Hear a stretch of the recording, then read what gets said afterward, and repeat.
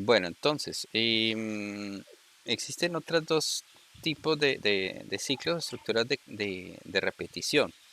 Son las estructuras while y do while. En realidad, while y do while funcionan muy similar a cómo funciona el ciclo for. Podríamos eventualmente utilizar while para recorrer también el arreglo y hacer la misma salida que hicimos hace un momento, ¿cierto? Entonces, el ciclo while es mucho más sencillo que el ciclo for. El ciclo for tiene tres parámetros que necesitamos para que el ciclo for esté iterando y con él estemos trabajando. Con el ciclo while solo necesitamos un parámetro, while, ¿ok? ¿Qué parámetro necesitamos? La condición. Entonces, esta condición es la que me va a, la que voy a estar utilizando, ¿ok? Dentro del ciclo while únicamente debo agregar la condición. Pero ojo, esto tiene que eventualmente en algún momento evaluarse a falso. Tenemos nosotros que asegurarnos que i sea en algún momento igual a semana para que este ciclo while se rompa. Entonces, para utilizar ese ciclo while voy a tener que crear una variable i, ¿cierto? Externa al ciclo while y que inicie en algún valor. En este caso, inicia en el valor 0. Entonces, miren que es muy similar a cómo estaba funcionando el ciclo for. Necesito, de todos modos, mi contador externo. Y además, dentro del ciclo necesito asegurarme que se incremente i, ¿ok? Que se haga el incremento de i, porque si no se incrementa i, este ciclo va a continuar infinitamente, ¿ok? Entonces miren, más punto y coma. Miren que con esta estructura, while, podría eventualmente simular o hacer un programa que se comporte igualito a como se comportaba con el ciclo for. Miren, ya lo ejecuté y miren, saca exactamente la misma salida. Lo único es que usted tiene que asegurarse que esta condición en algún momento llegue a evaluarse como falsa para que el ciclo pueda romperse o pueda lograr salir de igual. Si no logramos salir de while, pues va a estar consumiendo recursos o la página se va a quedar siempre tratando de realizar alguna acción o pidiendo algún dato, en fin. ¿Listo? De esta manera yo podría simular muy bien el cómo funciona un ciclo for, pero pues ya con un ciclo while. ¿Ok? El ciclo do while funciona exactamente igual al ciclo, el ciclo do while exactamente igual al ciclo while, ¿ok? La única diferencia es que inicia con la palabra do, finaliza con la condición y eso quiere decir que se ejecuta primero este código y luego se evalúa la condición, ¿ok?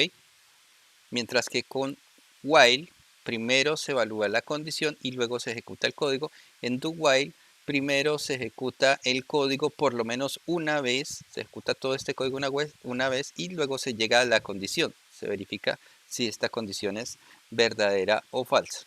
Y con eso miren que se comportaría exactamente igual al ciclo for y al ciclo while y el ciclo do while, ¿ok? Quizá voy a quitar unas cositas de acá un momento. Voy a comentar esto. Voy a quitar esto también. Quizá nosotros podríamos, y esto también lo voy a comentar, me ha dicho, voy a dejar todo comentado, voy a utilizar el ciclo de while para otra cosa, ¿ok? Y voy a quitar todo. Sí, quitemos todo. Ya no necesito esos elementos por ahora.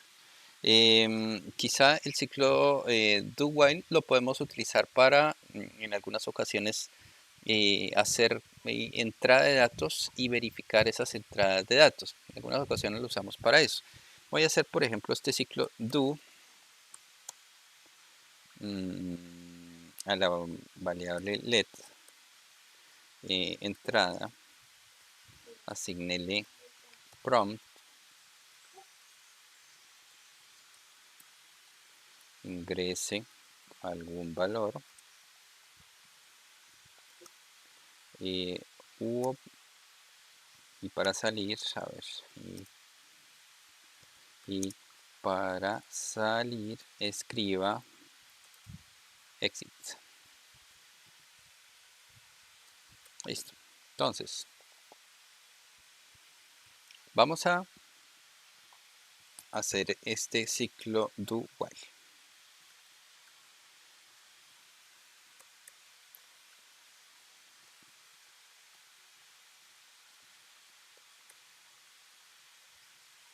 Ok. Entonces, va a crear un ciclo que se repita una y otra y otra y otra vez hasta que finalmente el usuario escriba la palabra exit. ¿Okay? Para eso me podría servir perfectamente el ciclo do while, en el cual solicitamos por lo menos o ejecutamos por lo menos una vez este código, que es el código de captura de datos, ¿cierto? Estoy capturando mediante una ventana prompt, estoy capturando el valor de la variable entrada y con cada ciclo verifico que entrada sea diferente de exit. Cuando entrada sea igual a exit, entonces este ciclo se va a finalizar. Guardemos esto y actualicemos. Ingrese algún valor y para salir escriba exit. Entonces, uy, espérame, entrada no está definido. Entrada. Ay. Sí, aquí tengo que hacerlo. Esta entrada tiene que ser variable global.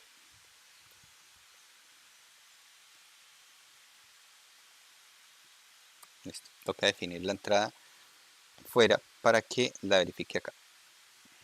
Otra vez, actualicemos. Ingrese un valor y para salir la escriba exit. Entonces, un valor, aquí ingreso otro valor, aquí ingreso otro valor, aquí ingreso otro valor. Ahora escribo exit y ahí sí ya finaliza el ciclo while.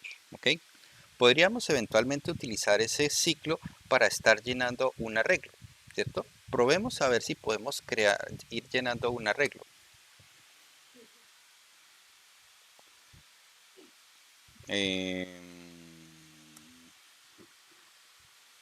Entrada es un new array, ¿cierto? Que así creamos un arreglo vacío. Esta es una manera de crear un arreglo vacío, sin ningún elemento. O sencillamente con los paréntesis cuadrados, las llaves cuadradas, también creamos un arreglo vacío. Cualquiera de las dos opciones, creamos un arreglo vacío. ¿Listo? Creamos un arreglo vacío. Y ahora vamos a decir que ingrese algún valor y para salir escriba exit. Ok. Entonces, vamos a crear una variable temporal. Temporal. Y vamos a asignarle lo que capturemos acá en el pro. ¿Ok?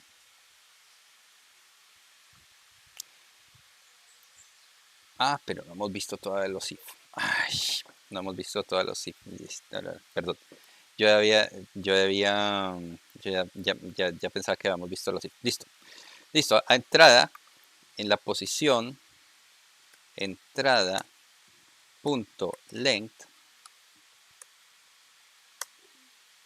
asignele lo que ingrese. Ingresa algún valor y para salir escriba exit. ¿Listo?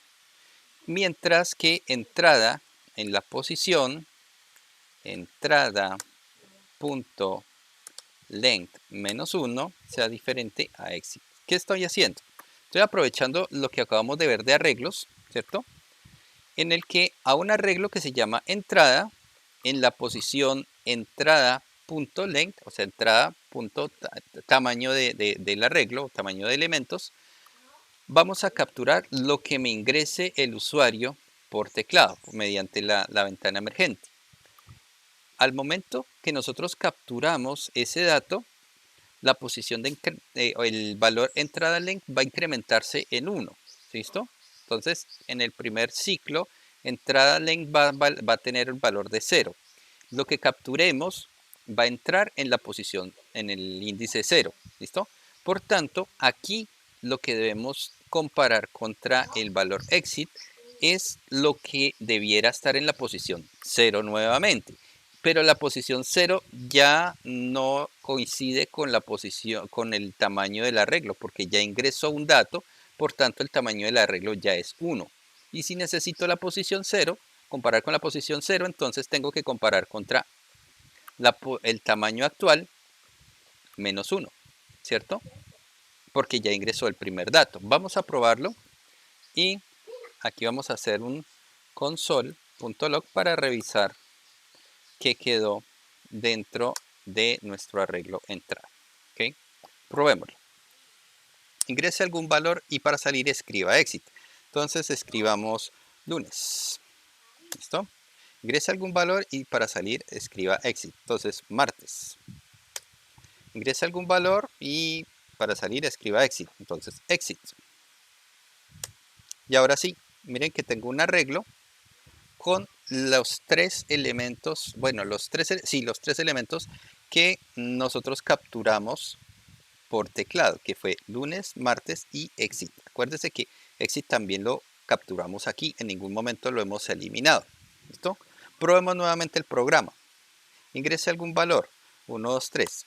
Ingresa algún valor, 2, 3, 4. Ingresa algún valor, 4, 5, 6. Ingresa algún valor, 3, 4, 5. Ingresa algún valor, 7, 6, 5. ¿Ok? Ingresa algún valor, ya, exit. Ya no necesito que ingrese más valores. Miren mi arreglo. De 6 elementos, 1, 2, 3, 2, 3, 4, 4, 5, 6, 3, 4, 5, 7, 6, 5 y al final exit. Si yo no quiero ver ese valor exit al final de mi arreglo, pues recordemos que podemos fácilmente eliminar ese último elemento mediante entrada.splice, abres llaves, desde la posición. ¿Qué posición necesitamos? Pues necesitamos length menos 1, entrada length menos 1. Va a ser la posición donde está el último elemento. Entrada.length menos 1, ¿cierto? ¿Cuántos quiero eliminar? Necesito eliminar un elemento nada más, ¿listo? De la última llave, o sea, length menos 1 es la última llave, elimine el elemento, un elemento, ¿listo? En la última llave elimine un elemento. Vuelvo y vamos a intentar hacer la captura de nuestro arreglo. Lunes, martes, miércoles, jueves, viernes. ¿Ok? Y ahora sí, exit. Miren el arreglo, lunes, martes, miércoles, jueves y viernes. Ya el arreglo está limpio. Aprovechamos el ciclo do while para mantenernos solicitando datos al cliente o al usuario hasta que ingrese el carácter de, o en este caso la palabra exit, para finalizar el ciclo, culminar la captura de datos. Y con eso llenamos un arreglo. Una vez que llenamos el arreglo, pues eliminamos de ese arreglo el último elemento que fue exit, ¿cierto? La palabra exit. Ahora, ese ciclo se mantiene ejecutándose una y otra vez mientras que el último elemento del arreglo sea diferente de exit. ¿Ok? El último elemento de ese arreglo es la propiedad length del arreglo menos 1. Recordemos el tema de arreglos, que length nos dice la cantidad de elementos, pero el último índice será la cantidad de elementos menos 1. ¿Vale? ¿Sí les funcionó? ¿O muy confuso?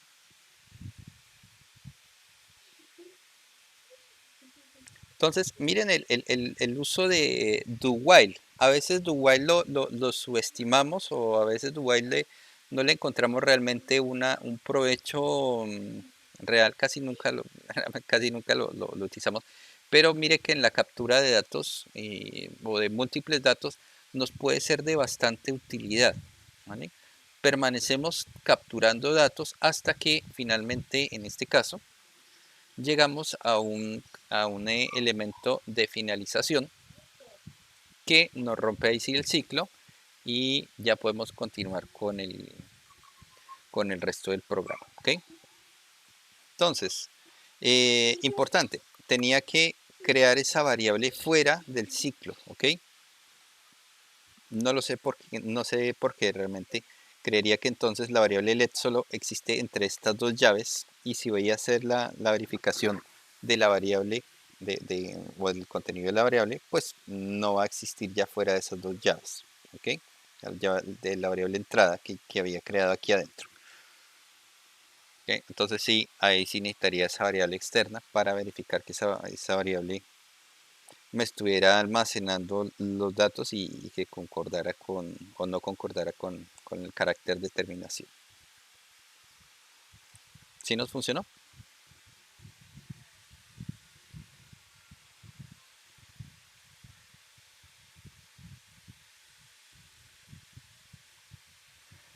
Finalmente, pues el ciclo quizá el que más se utiliza sí es el for. ¿No? Es el que es el más utilizado. Profe, yo me perdí con una parte, no entendí lo de light -1. ¿Dónde? ¿Acá? ¿En dónde? ¿En este o en este?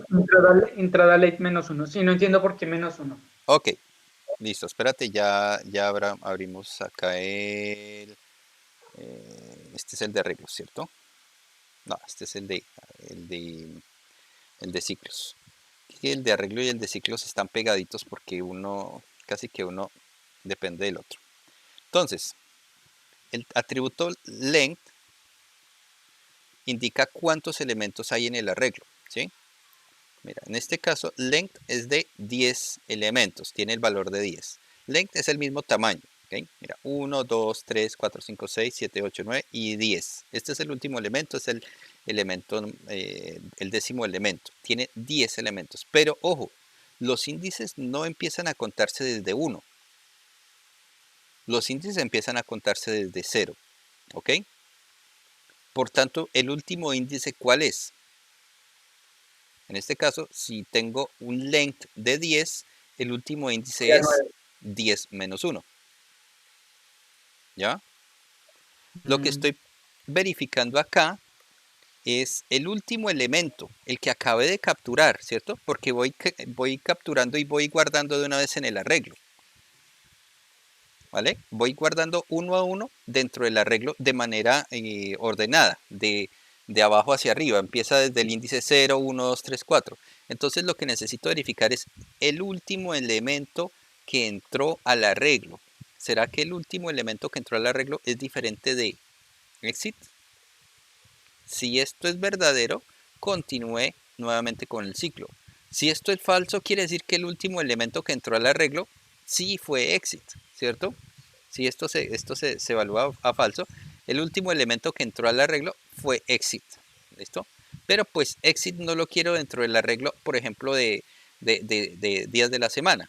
Entonces, con la función, con el método splice, eliminamos, miren, entrada length menos 1, es el índice del último elemento, ¿ok? Entrada length menos 1. Elimino el último índice del elemento, entonces indico el último índice y el siguiente parámetro que es la cantidad de elementos a eliminar, le digo que 1, entonces elimine 1, ¿cuál? Pues el último índice.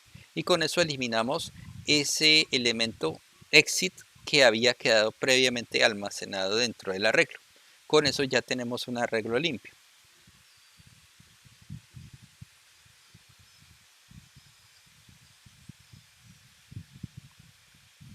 ¿Ok?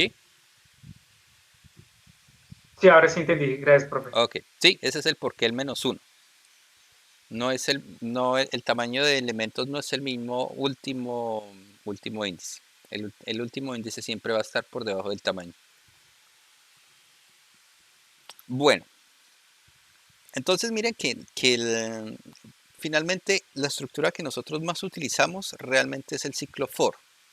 Pero no quiere decir que las otras estructuras, el while y el do while, no sean útiles o eventualmente no podamos estar requiriéndolas nunca. No, sí, mira, el do while, por ejemplo, es una estructura excelente para hacer este tipo de entradas o este tipo de capturas. Es muy, muy buena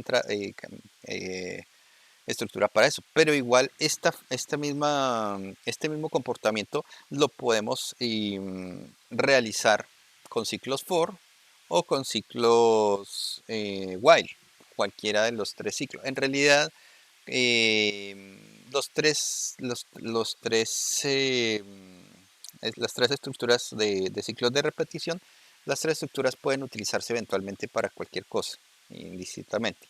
Entonces, utilice la que mejor se le acomode, entienda las tres estructuras, utilice la que mejor se le acomode.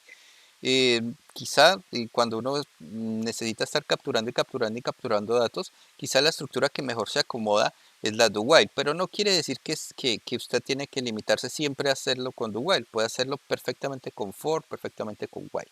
Cualquiera de las tres estructuras es válida. Lo mismo para recorrer elementos, para recorrer arreglos. Ciclo for, ciclo while o ciclo do while, los tres ciclos se pueden utilizar para recorrer arreglos, por ejemplo, en este caso, sin ningún inconveniente. De por sí ya lo hicimos, ¿cierto? Ya vimos que podíamos recorrer el arreglo y generábamos las listas dentro del cuerpo del documento, dentro del documento. Entonces, ya, esos son los tres. Me gusta siempre iniciar por el for porque el for es el ciclo, digamos que más completico. No es el más complejo, es que ninguno es complejo en realidad. Es el más completico. Y a partir de ese, pues uno ya entiende que requiere una condición de terminación, por lo menos en cada estructura de repetición. Siempre asegurarse que exista una condición de terminación. No voy a hacer el ensayo porque yo lo hice alguna vez y aprendí que no debo hacerlo. El ensayo de qué pasa cuando no creamos una condición de terminación. Absurdamente fue en una clase y les dije, bueno muchachos, ahora vamos a hacer un ciclo en el cual no tengamos una condición de ¿qué? De terminación. Y entonces empezamos a revisar los parámetros de consumo de recursos de la máquina y llegó un punto de no retorno, que se consumió toda la memoria RAM, llenó, prácticamente se consiguió toda la capacidad de proceso de la máquina y finalmente mató toda la clase, mató el video que estábamos grabando y nada, demoré más o menos 30 minutos en retomar otra vez la clase porque pues o sea, a veces pasa, a veces puede llegar algo así. ¿Ya? Entonces, mucho cuidado, esos ciclos deben tener una condición de terminación, siempre. Bueno, preguntas con el tema de ciclos.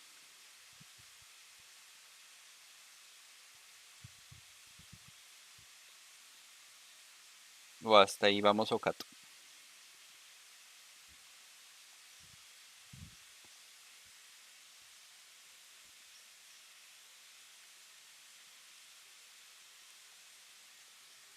Ok, listo. Bueno,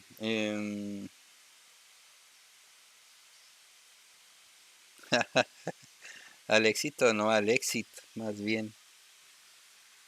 Eso, no, en serio, eso mató la máquina de una. Eso fue. Empezaron aquí los monitores de recursos del sistema. Empezaron a elevarse, elevarse, elevarse. Empezó a utilizarse la swap, la swap, la swap. Dije, ya, voy a detenerlo. Cuando lo fui a detener, ya ni siquiera respondió la interfaz gráfica. Y ya, de ahí para allá ya fue. Ya, ya, ya fue inevitable. Bueno, listo. Entonces cerremos estos. KB. Vamos a crear un nuevo archivito dentro de noviembre 28 que se llame selección.html. Ok. Eh, Johan, bienvenido. ¿Cómo vas?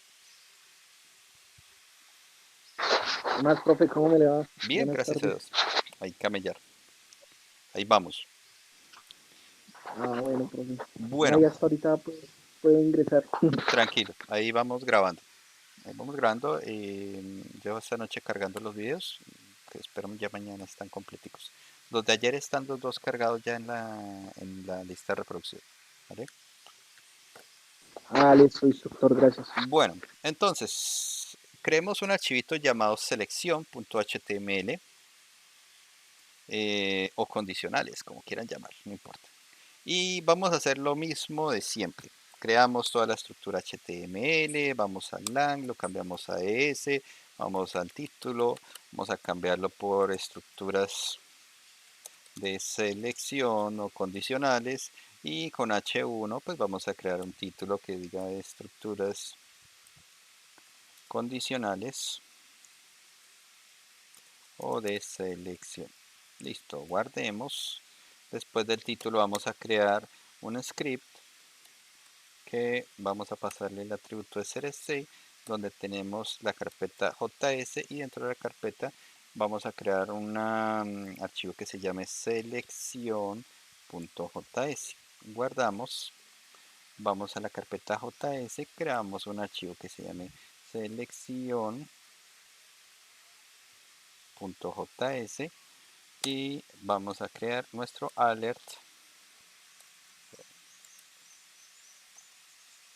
que diga holas o ok. Vamos, copiemos la URL de esa página y peguémosla por acá y ok. Ok, me dicen cuando estén listos. Ok, listo, ya va uno.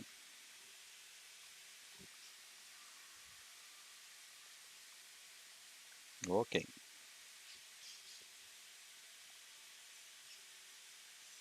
ok.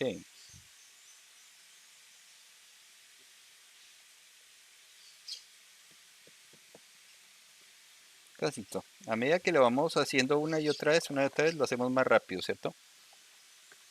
Ya, hasta ya no, ya va uno sin mente, va solo, ya como por inercia. Listo, me faltan dos más.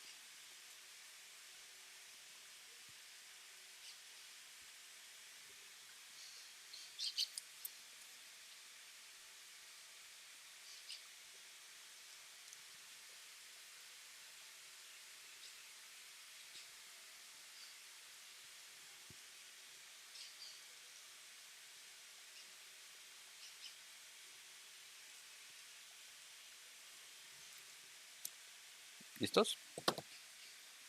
Bueno, vamos avanzando. A ver qué hacemos con las estructuras de selección. Entonces, de pronto algunos de ustedes ya lo han visto antes. Bueno, recordemos que existe eh, un operador de selección ternario, ¿cierto? Lo vimos en la primera sesión, bueno, en la segunda sesión de JavaScript, perdón, en el que nos retorna un valor en caso de que una condición sea verdadera y nos retorna otro valor en caso de que una condición sea falsa.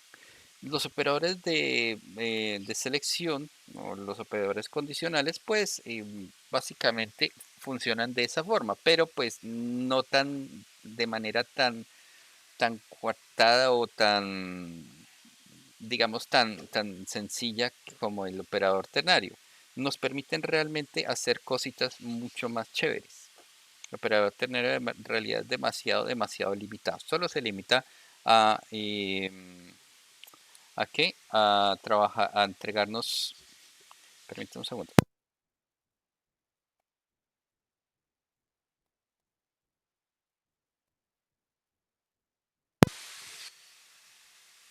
Aló, listo. Qué pena.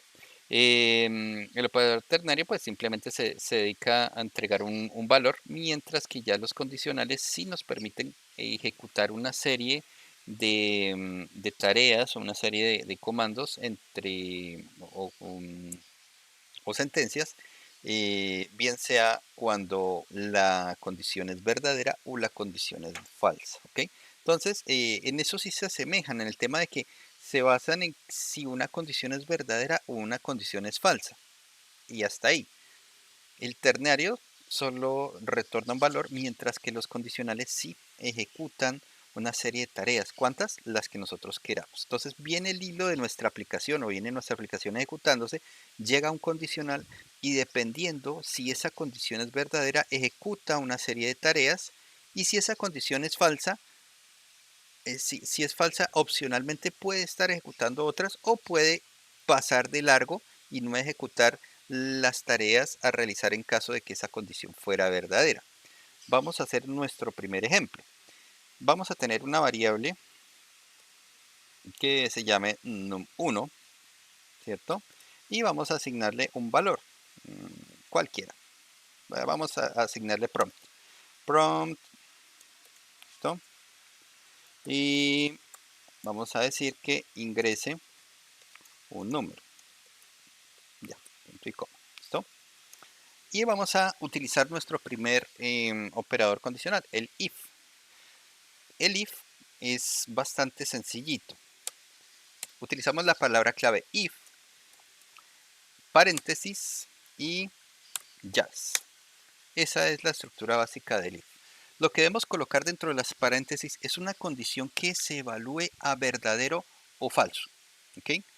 A verdadero o falso, o que eventualmente tome un valor entre 0 y un valor diferente a 0 en caso de que sí. Pero por ahora, pues trabajemos verdadero y falso.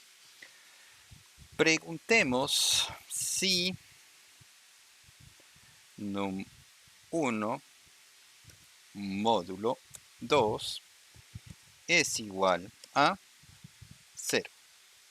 Si el módulo, el elemento es módulo, perdón, la operación módulo 2 es igual a 0, quiere decir que es un par, ¿cierto? Entonces vamos a escribir alert, el número es par, ¿listo? Si esta operación, el número módulo 2 es igual a 0, pues quiere decir que es un elemento o es un número par. Guardemos, vamos a abrir selección.html y ingrese un número. Entonces ingresemos el 4. El número es par, ¿cierto? Actualicemos otra vez, ingrese un número. El número es 3, no me muestra nada. Listo. Ingresemos nuevamente el número 8. Ok, el número es par. ¿Okay? Vamos a revisar nuevamente nuestra estructura de condicional. Estamos preguntando si el número, de por sí, si el número es par, ¿cierto?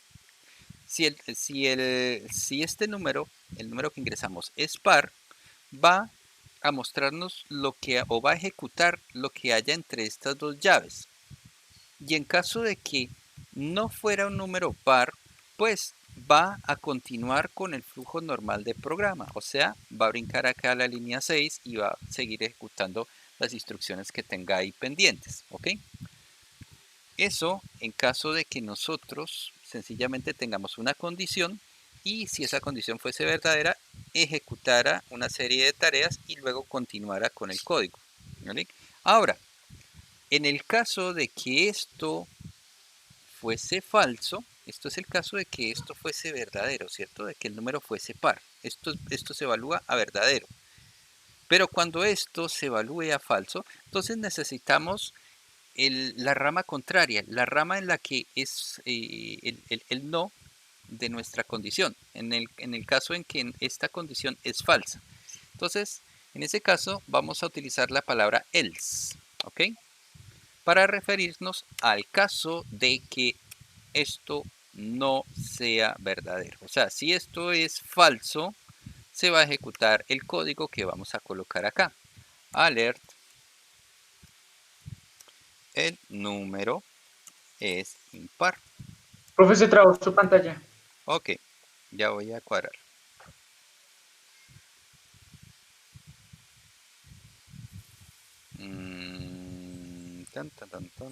Toda una pantalla. Listo. A ver. Y eso que no lo dejé por ahí con un ciclo infinito. Ok. Entonces, Si esta condición, el módulo 2 de ese número es 0, quiere decir que es un número par. Si esta condición es verdadera, nos va a mostrar o va a ejecutar esa sentencia, el número es par. Pero si esa condición es falsa, entonces va a ejecutar esta otra sentencia, el número es impar, ¿ok? Esa es la forma básica de una estructura if. Voy a ponerla como en varias lineecitas como para que se vea como más despejadita, ¿ok? Entonces, si esta condición es verdadera, se ejecuta lo que está acá, y en caso de que esta condición no sea verdadera, sino falsa, entonces se ejecuta lo que tengamos dentro de estas dos llaves del else, ¿ok? Fácil. Probémoslo a ver. Guardemos a ver y actualicemos a ver. Ingrese un número, 23. El número es impar. Okay. Ingrese un número, 34. El número es par. Okay. Ingrese un número, el número es 0. El número es par. Ok. ¿Listo? ¿Sí nos funciona?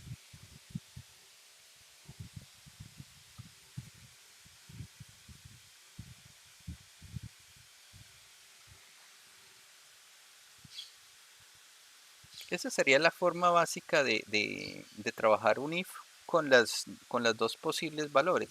En caso de que fuera verdadera la condición y en caso de que fuera falsa la condición.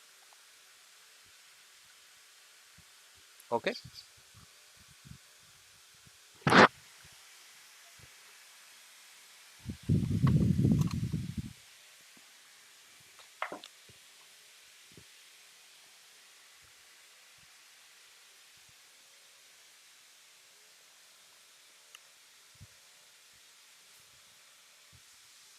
Ok, listo, perfecto.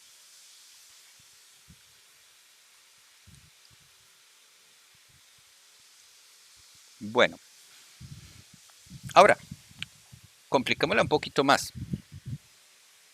Quitemos esto de acá, voy a limpiarlo. Vamos a arrancar otra vez. Entonces, voy a proponer el siguiente caso. Voy a por acá poner la documentación.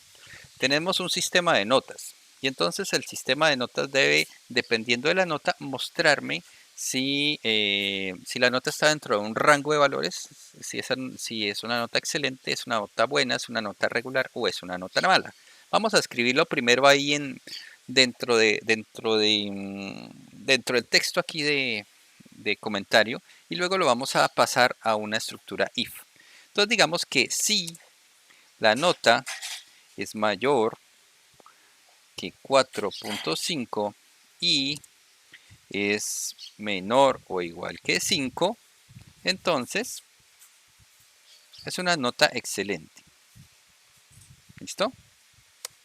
Pero si la nota es mayor, que 3.5 y es menor o igual que 4.5, entonces esa nota es buena. Ok. Ahora, si la nota es mayor o igual a 3 y es menor o igual a 3.5, entonces la nota es regular. Listo. Finalmente, si la nota es menor que 3, entonces la nota es mala. ¿Ok? Tengamos en cuenta eso. Vamos a trabajar con una nota que vamos a capturar con una ventanita prompt. ¿Listo? Pues por facilidad, pero ya sabemos que podemos capturar directo del cuerpo del documento y escribir en el cuerpo de documento. ¿Cierto? Si la nota es mayor que 4.5 y menor o igual a 5, es una nota excelente. Pero si la nota es mayor que 3.5 y menor o igual a 4.5, entonces es buena. Ahora, si la nota es mayor o igual a 3 y menor o igual a 3.5, es regular. Y finalmente, si es una nota menor que 3, es una nota mala, ¿ok? Eso es lo que vamos a realizar en este programita. Entonces, empecemos con una variable que se llame nota. Y a esta le vamos a agregar lo que obtengamos del prompt, ¿cierto? Prompt, ingrese, nota, ¿cierto? Y ahora sí empecemos a crear nuestra estructura. Si nota es mayor que 4.5, 4.5 no es 4,5, y ojo, el i en JavaScript, en PHP, en Java, en C, el i o conjunción es con doble ampersand, ¿ok? Eso es un i, ¿ok? Quiere decir que esta condición debe ser verdadera y la otra parte de la condición también debe ser verdadera para que todo el conjunto de la condición sea verdadera, ¿ok? Si alguna de las dos condiciones no es verdadera, se va a evaluar completamente la condición que queda dentro del if como falsa, ¿ok? Si nota es mayor que 4.5 y nota es menor o igual a 5, entonces ejecute lo que hay entre estas dos líneas, ¿ok? Es lo mismo que tenemos acá, sino que ya lo estamos colocando en código. Recuerde, esto es un i, ¿ok?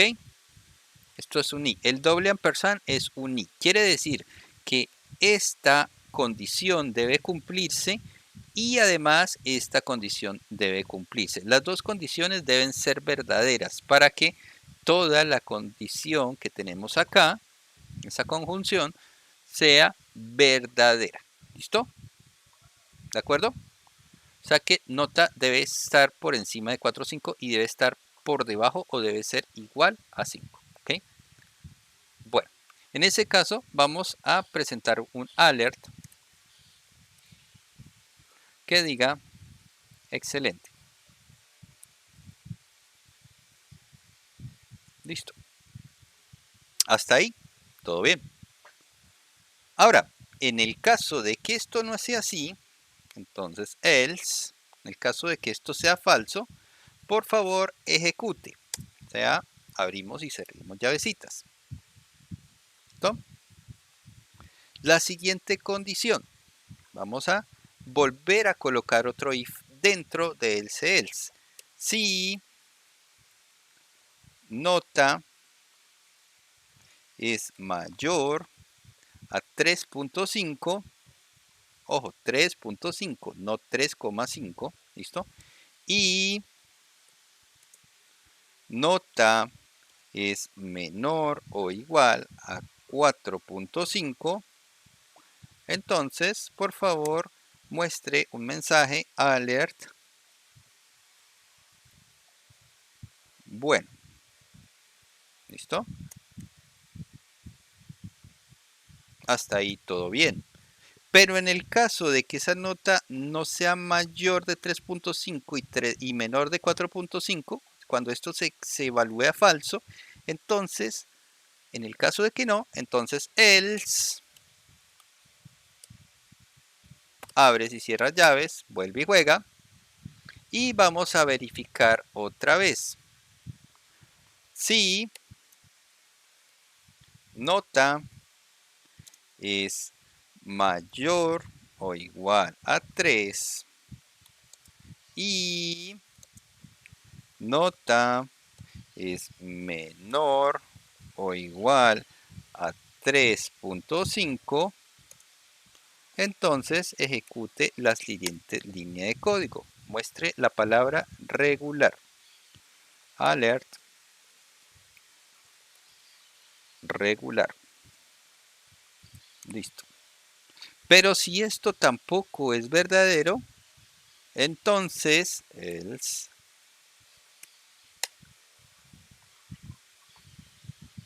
en caso de que nota no sea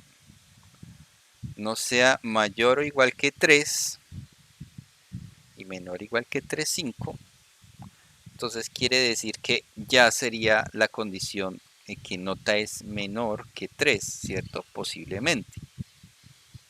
¿Listo? Entonces, sí, nota, bueno, ni siquiera, yo creo que podemos obviar este if, este último if. En el caso de que ni esta sea verdadera, ni esta sea verdadera, ni esta sea verdadera, entonces muestre alert nota mala. Y guardemos.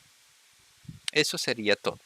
Entonces, tengo un primer if, se hace una primera verificación. Y en caso de que esa verificación no sea verdadera, entonces vamos a optar por ejecutar el código que está en else. Y en el código que está en else, vuelvo y hacemos una pregunta, un condicional.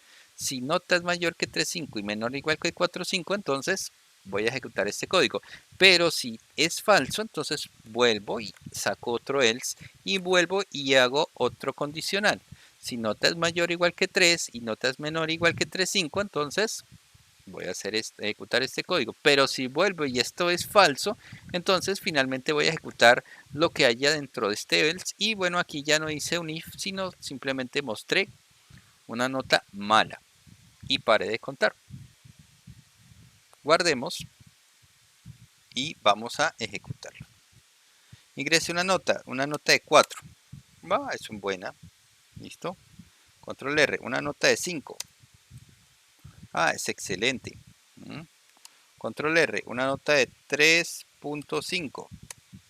Irregular. Miremos a ver. Menor o igual a 3.5. Ok, aquí coincide. Por tanto es regular.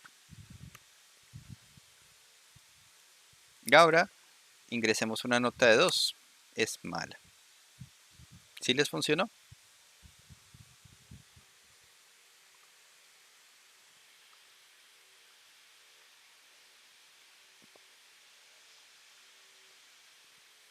Ok, sí, David. Sí existe acá también. Ya lo vamos a ver.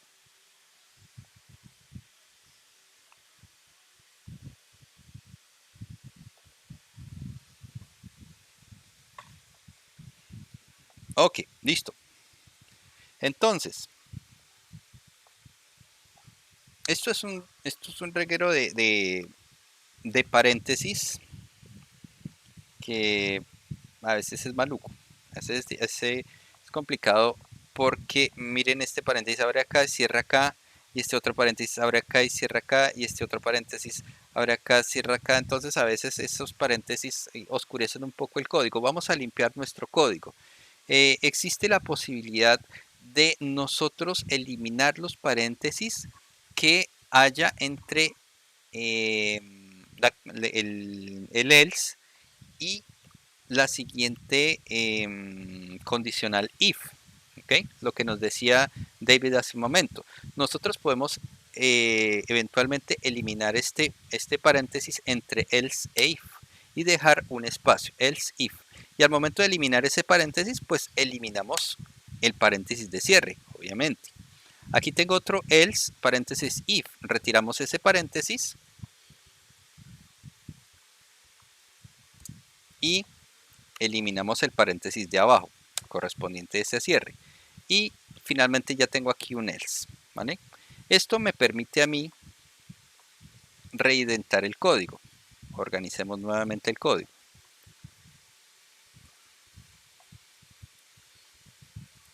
Ya.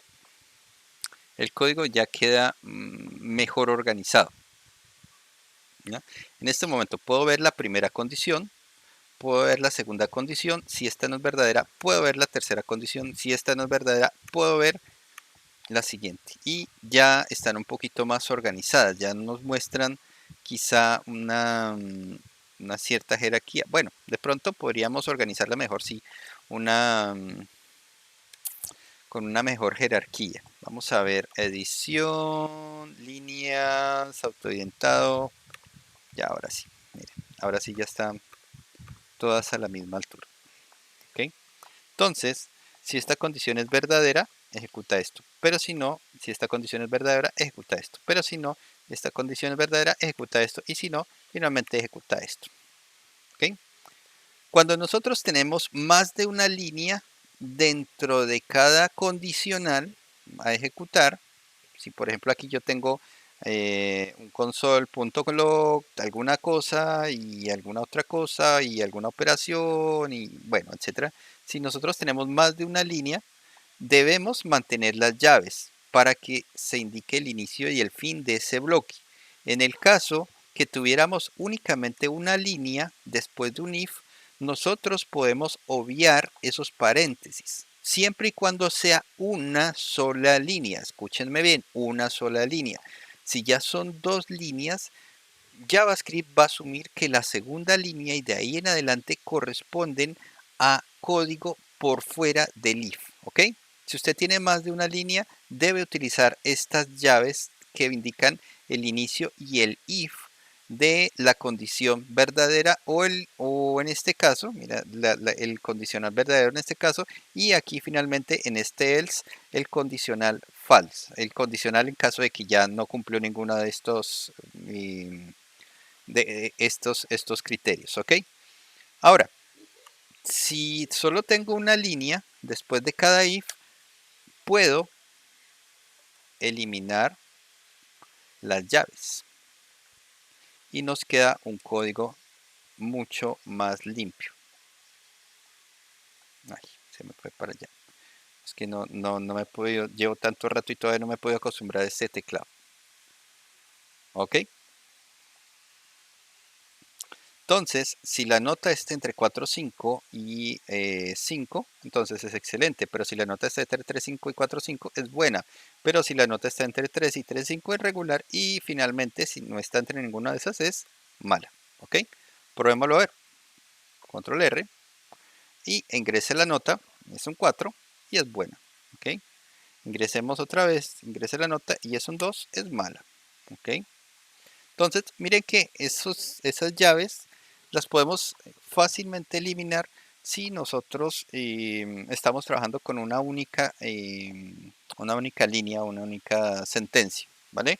Si ya tenemos más de una sentencia a ejecutar, pues ya tenemos que armar el conjunto mediante las llavecitas o encerrarlas mediante las llavecitas. Probémoslo a ver cómo nos funciona. Entonces, miren que este código ahora quedó mucho más limpio, más agradable de leer. Ya puedo verificar cada uno de los condicionales fácilmente. No tengo que preocuparme por los cierres de llaves. Pero esto, vuelvo y repito, únicamente cuando hay una sentencia, una sola sentencia a ejecutar.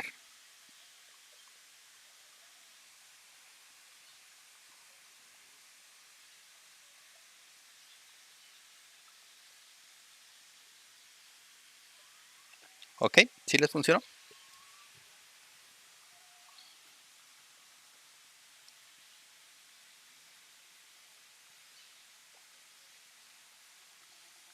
Sí, señor. Ok. Mire que ahí ya queda más chéverito, más limpio, más fácil de visualizar. Ahora, if nos sirve muy bien cuando nosotros conocemos exactamente los posibles valores que pueda tomar alguna variable o alguna condición o algo. Pero también nos sirve cuando nosotros no conocemos exactamente el valor que puede tomar un elemento. Podemos conocer de pronto el rango de valores de algún elemento o el intervalo de valores de algún elemento, ¿sí? En este caso nosotros no conocemos exactamente el valor de nota, porque nota puede ser 4.999999, ¿sí? Y eso está contemplado acá. Nota puede ser 3.67 y eso estaría contemplado acá, ¿cierto? Entonces, el if me sirve tanto cuando conozco un valor plenamente, el conjunto de valores que puede tomar un valor, un elemento plenamente, como cuando no conozco de manera certera el valor que va a traer ese elemento, pero de pronto puedo ubicarlo dentro de alguna condición que me permita clasificarlo, ¿ok? Ahora, eso es el caso del if. Hay una estructura mucho más sencillita de manejar que el if y es el switch. Sin embargo, es una estructura mucho más limitada. Algunos desarrolladores incluso sencillamente no utilizan switch para nada. No sé si por condiciones de desempeño, o quién sabe por qué exactamente, pero pues normalmente siempre solucionan todos sus condicionales mediante ifs.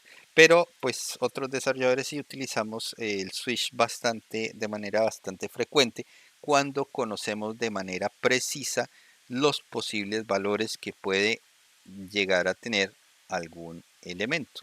¿Ok? Mm, si nosotros no conocemos los valores, digamos, una aproximación precisa de los valores que pueda estar tomando un elemento, pues no tenemos manera de utilizar correctamente el switch, porque pues trabaja de manera diferente del if. ¿Ok? Vamos a mirar el tema del switch. ¿Quedó claro if? ¿Puedo ya borrar esto? Estoy como el profe borrando el tablero.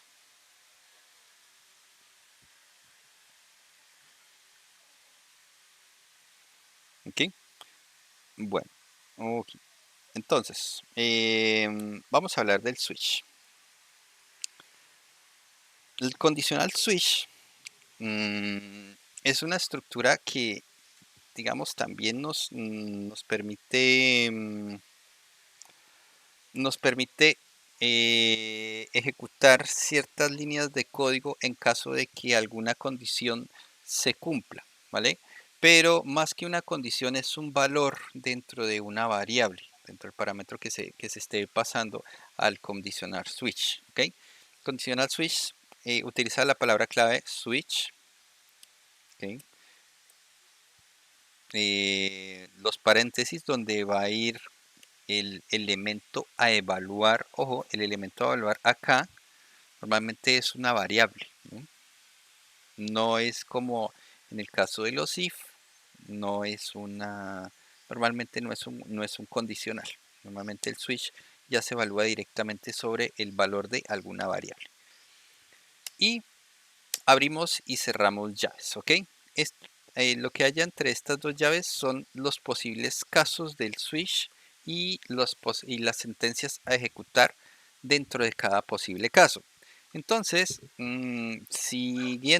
digamos, siguiendo las indicaciones de que switch es un condicional para evaluar el contenido de alguna variable, entonces la variable que le voy a pasar a switch es la variable nota, ¿cierto? Lo que capturé allá por teclado.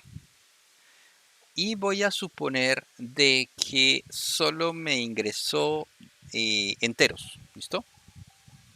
Vamos a suponer que no existe 4, 5, que no existen 3, 5, que no existe, sino existe 1, 2, 3, 4 y 5, ¿listo? No existe el 4.99, el 4.98, no, solo existen números enteros y son enteros del 1 al 5, ¿listo? Nos tocaría hacer esa salvedad para poder usar el switch de manera adecuada. Entonces, para el caso de que sea una nota de 5, caso 5, entonces, por favor, muéstreme mensaje de excelente. Y vamos a culminar con una sentencia break. La sentencia break nos indica que en el caso de que nota sea 5, muestre o ejecute todas las sentencias que tenga desde la apertura de de esta llave hasta este break. Una vez llega el break, finaliza el switch, ya continúa en la línea 10, ¿ok? Vamos a mirar el caso 4, 2 puntos. Entonces, alert.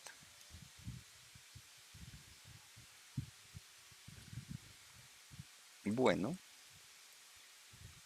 Y así sucesivamente, ¿cierto? Break.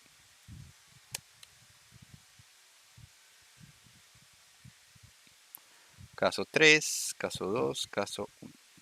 Caso 3.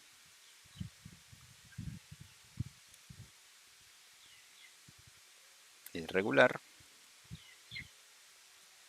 Y existe un caso que es el default, el caso por defecto. El caso por defecto se ejecuta cuando ninguno de estos casos coincide con el valor del elemento que se pasó dentro de la variable dentro de la variable a analizar dentro de switch. Entonces, en default yo voy a poner un alert que diga malo. Ya. Guardemos 5, 4, 3 y malo. Listo. Switch nota, miremos a ver si nos funciona. Ingrese una nota. 4. Es malo. Listo, otra vez. Ingrese una nota. 5. Es malo. ¿Por qué? Acuérdense que cuando nosotros capturamos aquí, estamos capturando como en cadena de caracteres, ¿cierto? Estamos capturando una cadena de caracteres. Y aquí estoy comparando contra enteros. 5, 4 y 3. Si yo quiero comparar contra cadena de caracteres, pues voy a poner entre comillas el 5, entre comillas el 4 y entre comillas el 3. Esa es una opción. La segunda opción puede ser que yo utilice la función number, o utilicemos nosotros la función number y la pasemos al dato capturado. Actualicemos y 5, excelente. 4, bueno. 3, regular. 2, malo, ¿cierto? Profe, ¿y qué pasa si le ingresa el número con decimales? Ahí es el problema de Switch. Con Switch usted tiene que conocer los valores precisos que va a tener la nota o va a tener el elemento que está capturando. Entonces, control R, 3.5. Eso es malo. ¿Por qué? Porque en ninguno de estos casos se contempló el 3.5. Por tanto, se ejecuta lo que haya en default. Malo, ¿cierto? Podríamos hacer parse int para forzarlo a que sea un entero, a pesar de que ingresemos un decimal. Lo trunca. Control R. 3.5. Regular. ¿Cierto? Control R. 4.2. Bueno. ¿Ok? Porque lo está truncando, está quitándole la parte decimal y solo está dejando el entero. Y eso de pronto ya me ayudaría un poco a ubicarlo dentro de alguno de estos casos. Esa puede ser una opción. Pero es que realmente Switch se utiliza para casos muy precisos en los que nosotros conocemos el posible rango de valores que puede tomar el elemento a evaluar. ¿Ok? Por tanto, para notas no sería como tan buena idea utilizarlo en Switch. Para notas podríamos utilizar la serie de ifs que utilizamos previamente para poder manejar rangos. ¿Listo? Switch solo va a evaluar el contenido de la variable que nosotros le pasemos ahí y nada más, ¿ok? Por eso es el por qué algunos desarrolladores no usan Switch. Realmente todos lo solucionan con if y ya, y sí, y está bien.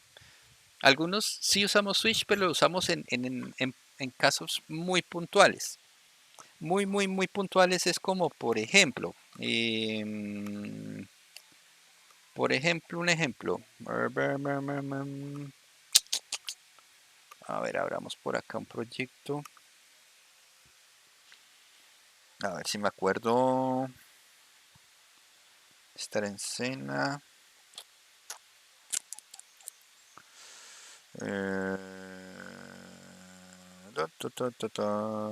No, aquí no está. Grado 11 no está. Guía de aprendizaje. Grado 11. HP. Material complementario. Manual plan HP. Miércoles. No está acá. Ah, se me olvidó dónde está. Ah, ya me acordé. Ya me acordé dónde está. Está en Public HTML y está dentro de MVC y voy a abrir ese. MVC. Ok, dentro de MVC voy a revisar un controlador. Esto es un sistema hecho en PHP que implementa un una paradigma modelo vista controlador. Es, digamos que no viene el caso para nosotros, pero revisemos aquí dentro de este controlador y observen que aquí hay un switch. En PHP también existe el switch y funciona exactamente igual que en JavaScript. Entonces, estoy verificando el contenido de una variable que estoy recibiendo por get, que es una variable que fue enviada desde un formulario, digámoslo así, desde una petición. Y dependiendo el caso, crear usuario, hago la carga o de una vista o hago la carga de, aquí hago guardamos los datos de un usuario en base de datos, o aquí obtenemos los datos de un usuario y los mostramos por pantalla, o aquí eliminamos el usuario de la base de datos, o aquí hacemos actualización de los datos que llegaron por la petición. Y, no, aquí muestra el formulario de actualización de un usuario y aquí se guardan los datos que se obtuvieron del formulario previamente, ¿ok? Entonces mire que en estos cases son valores muy puntuales, ¿ok? Que quedan pues mejor presentados dentro de un switch que dentro de un if, más por presentación, por comodidad. Entonces ya puedo verificar fácilmente los posibles casos y decir, bueno, en el caso ver usuario voy a agregar tal cosa, en el caso borrar usuario voy a agregar tal cosa, voy a actualizar usuario voy a agregar tal cosa, pero porque son valores muy puntuales, ¿ya? Cualquier otro valor es totalmente descartado. Mira, ni siquiera aquí hay un valor, una sentencia default. ¿Ya? Todo lo demás que sea diferente, cualquiera de esas opciones, es descartado. Y ya, para de contar. Aquí es exactamente lo mismo. En JavaScript es exactamente lo mismo. Si no está dentro de los casos posibles previamente establecidos o contemplados, pues o ejecuta el default o si no existe un default es completamente descartado. ¿Listo? Es eso. En otros casos, cuando usted necesita ya hacer verificación no de valores tan puntuales, sino ya valores ya continuos, pues tiene que utilizar una sentencia if y hacer las respectivas validaciones utilizando if. ¿Vale?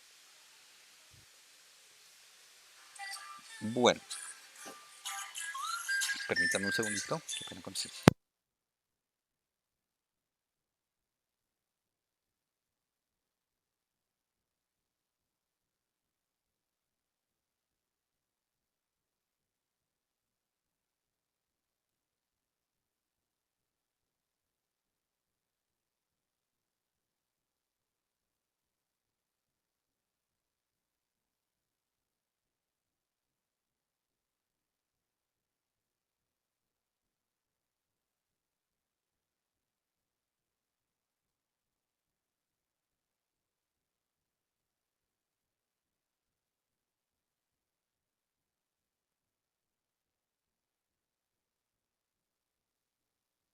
Aló. Ok, listo. ¿Preguntas hasta aquí?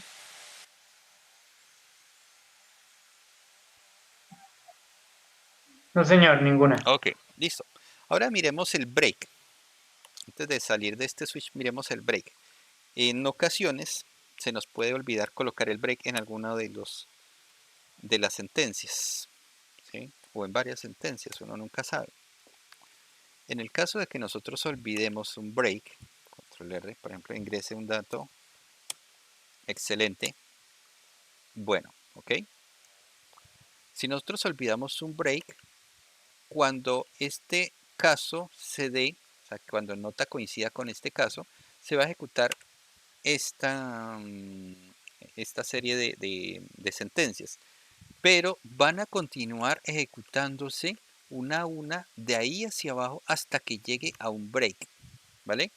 Si usted olvidó colocar breaks en cada uno de los posibles casos, entonces una nota de 5 va a tener resultado excelente, resultado bueno, resultado regular y resultado malo, ¿ok?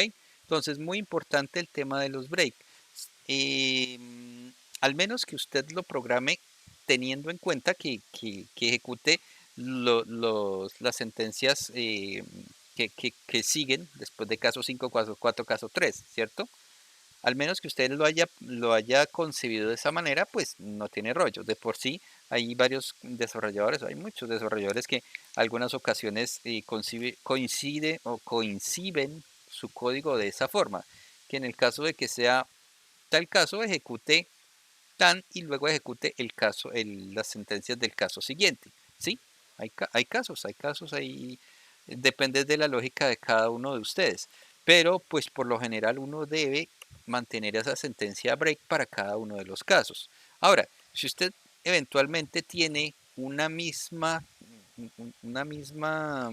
serie de sentencias a ejecutar para varios casos, entonces por ejemplo caso 6, en el caso que sea 6, en el caso que sea 7, pues las puede agregar de esta forma, case y el caso correspondiente, ¿cierto? O el valor correspondiente, ¿ya? Para que en caso de que sea 5, caso que sea 6, caso que sea 7 o caso que sea 8, me presente alerta excelente, ¿cierto? Me presente que es excelente. Entonces, si yo tengo el valor 7, es una nota excelente, ¿cierto? En caso de que tenga múltiples valores posibles para una misma sentencia a ejecutar, ¿ok? Ahora, si ustedes se dan cuenta, esto también está como muy maluco el tema de tener muchas llaves aquí dentro de la sentencia switch. Las sentencias switch también las podemos eventualmente simplificar retirando las llaves de los casos, tanto las llaves de apertura como las llaves de cierre, únicamente de los casos. Las llaves de apertura y cierre de switch no las podemos eliminar, ¿ok? En tal forma que podemos tener un switch así, caso 5, caso 4, caso 3, el default y ya, eso fue un switch. Entonces mucho más limpio sin tener que ver en algunas ocasiones esas llaves que oscurecen y que ensucian bastante el código. Entonces es otra forma de escribirlo, pero pues ustedes determinen cómo les queda mucho mejor.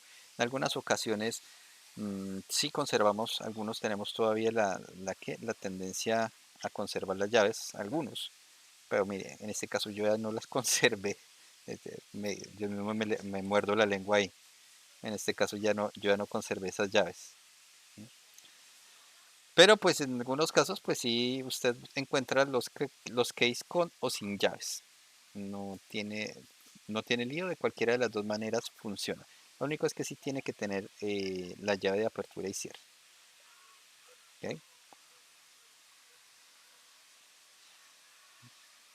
Bueno, sigamos mirando así de raro. Eso es básicamente el tema de las estructuras condicionales que teníamos en esta guía. Como les decía, son guías ya muy cortitas, muy puntuales. ¿Mm? Teníamos switch, else, y ¿qué? Switch, if y else, if y else, ¿ok? Ahora, aquí en la parte inferior nos están hablando de los operadores lógicos. Ya lo hablamos hace un momentico, el operador de conjunción es el doble ampersand. Y cuando tú tienes una, una condición y deseas que otra condición también sea verdad, o deseas agregar una condición que también debería obligatoriamente cumplirse, entonces utilizas el operador lógico doble ampersand o conjunción, ¿ya? Se asemeja a como si utilizaras una y al momento de crear la condición, que sea entero y que sea mayor que 10, ¿ok? Entonces para eso vas a utilizar el doble ampersand. En el caso que quieras utilizar el operador de disyunción, que es la O, que sea o es blanco o es azul, ¿cierto? O es negro o es verde, ¿ya? Que alguna de las dos condiciones se cumpla. Que si una de las dos condiciones es verdadera, toda la condición es verdadera. en este caso, si alguna de estas tres condiciones es verdadera, pues toda la condición de este if es verdadera y se va a ejecutar. Pero para que esto no se ejecute, todas las tres condiciones deben ser falsas. Si solo una de ellas es verdadera, toda la condición va a ser verdadera, ¿ok? En ese caso se utiliza pues el operador lógico de disyunción, que es la doble barra vertical. ¿Ok? Miren acá. Entonces, el doble ampersand es la I y la doble barra vertical es la O. ¿Ok? Eso es lo único que tendríamos que tener así como en cuenta. Ahora, si usted quiere negar, usted quiere cambiar un elemento falso por algo verdadero, eso es negar. Negar algo falso es convertirlo en verdadero. Negar algo verdadero es convertirlo en falso. Si usted quiere cambiar o quiere negar el valor de algún elemento, simplemente con el signo de admiración niega el valor lógico de ese elemento. Es decir, si alguna condición se está evaluando a verdadera y la niega, pone el signo de admiración antes de la condición. En este caso yo podría poner el signo de admiración aquí antes de nota 1. Yo negaría el valor de toda esta condición. Y si esa condición se evaluaba verdadera, pues va a quedar falsa. Pero si esa condición se evaluaba falsa, entonces va a quedar verdadera. ¿Ok? El operador lógico de negación. ¿Ok? Eso es todo lo que tenía esa guía. Miren que realmente no es tan complejo el tema de las estructuras condicionales o de selección. ¿Ok? Simplemente si la condición es verdadera, va a ejecutar una serie de código y si es falsa, pues opcionalmente puede ejecutar otra serie de código. ¿Ok? En el caso de que sea falsa. ¿Vale? ¿Preguntas hasta aquí?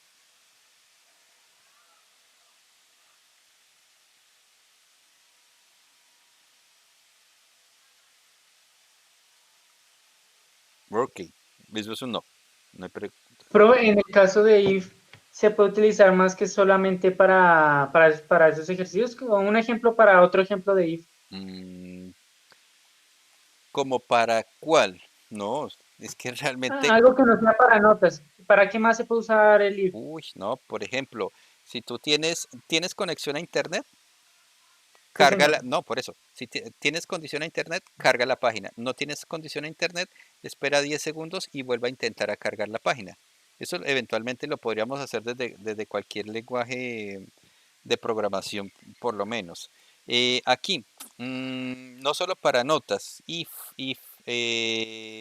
bueno, pero miramos a ver uno de los ejercicios que tengo de if y lo probamos, ¿les parece? Dame un segundito. Profe, ese también funcionaría, digamos, al ingresar una contraseña, uno ponerle las opciones. Perfecto, Si ingresa su contraseña bien, entonces ingresará, digamos, a Facebook. Si la coloca erróneamente, le saldrá error, ingrese su ingrese. contraseña. Sí, Darle también, como... perfecto, también para verificar un acceso, login. Por ejemplo, si, si el campo, qué sé yo, si la longitud de un campo de un formulario es menor a 3 caracteres o a 4 caracteres, entonces muestre un mensaje de advertencia. Tal, esto no debe tener, este campo de tener por lo menos tantos caracteres de longitud. Y si no, o sea, si sí tiene si tiene la longitud deseada, pues entonces permita continuar con el envío del formulario, sí, de todo el formulario. Eso también podría ser una muy buena opción. Espérame, ya ubico dónde están algunos de los ejercicios que nos sirven para estos condicionales de JavaScript, ¿ok? Dame un segundito.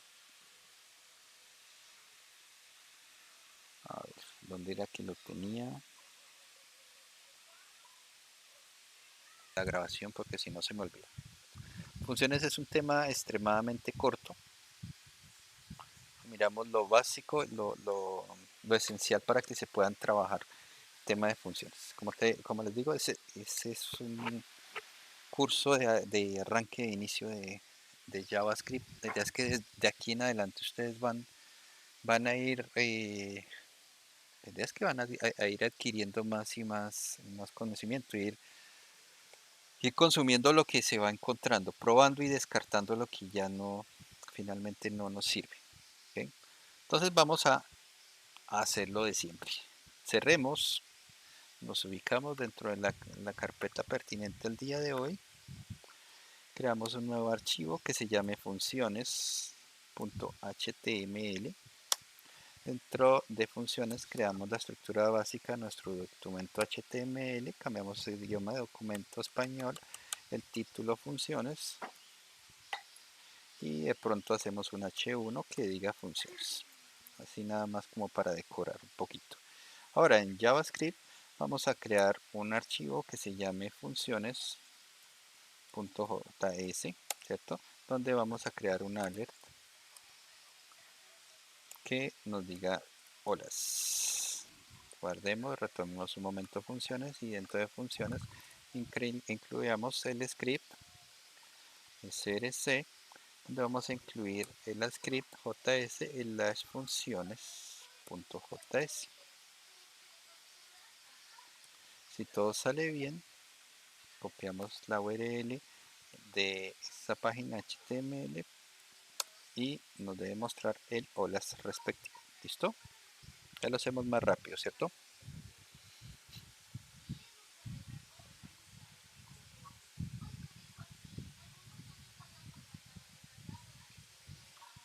Me avisan cuando lo tengamos. Listo, Sebastián.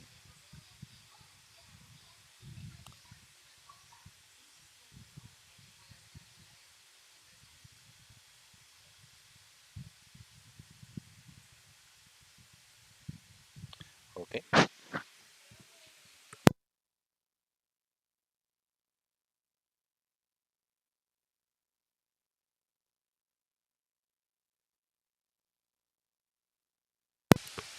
Bueno, listo. Entonces, tenemos nuestro tema de funciones. El tema de funciones es muy chévere, muy cortico. Las funciones se crean mediante la palabra clave función. ¿Ok? Hay diferentes formas de crear funciones en JavaScript. Digamos que trato de utilizar el mismo patrón que utilizamos en otros lenguajes de programación. La palabra clave función, el nombre de la función, entonces, no sé, función holas. ¿Ok? Necesitamos colocar los paréntesis donde van a ir los posibles parámetros o valores que le vamos a pasar a esa función y las llaves que nos indiquen finalmente el código, donde inicia y donde finaliza el código perteneciente a esa función. Esa función que estoy creando, que se llama holas, va a ser una función que me va a mostrar una ventana emergente, alert, ¿ok? Alert. Esta hora ya empieza uno como a desfallecer. Que diga holas a todos. Listo. Esto es ya crear una primera función. Una función llamada holas, donde esa función se encarga de mostrar una ventana que dice hola a todos. ¿Ya? La función por sí sola no hace nada. Actualicemos y observen que no hace absolutamente nada. La función tenemos que llamarla en alguna parte de nuestro código fuente, de nuestro código. Entonces, para llamar una función, simplemente utilizamos el nombre de la función, holas, y los paréntesis respectivos. Dentro de los paréntesis, si la función requiere algún tipo de parámetro, algún tipo de argumento que queramos pasarle, pues vamos a colocarlo acá y la función va a recibir ese argumento por acá, en forma de parámetro. Guardemos y aquí en este momento ya debería ahora sí aparecerme la ventana emergente que dice holas a todos. ¿Vale?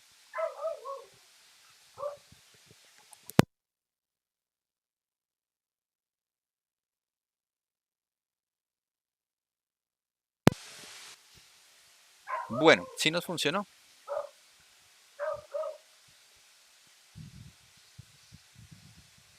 Ok, listo.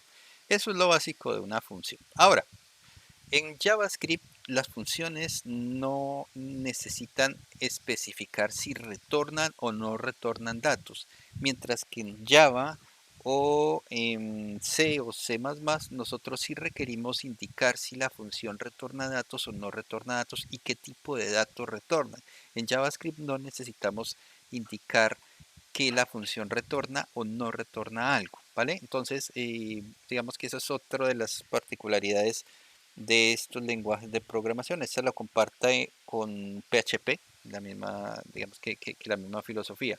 La función no necesariamente o no indica que si va a retornar o no va a retornar algo, ¿ok? Si nosotros queremos retornar algún valor, utilizamos la palabra clave return, ¿ok? Y el valor correspondiente, el elemento o el valor que vamos a retornar, ¿ok? Vamos a probarlo haciendo una segunda función.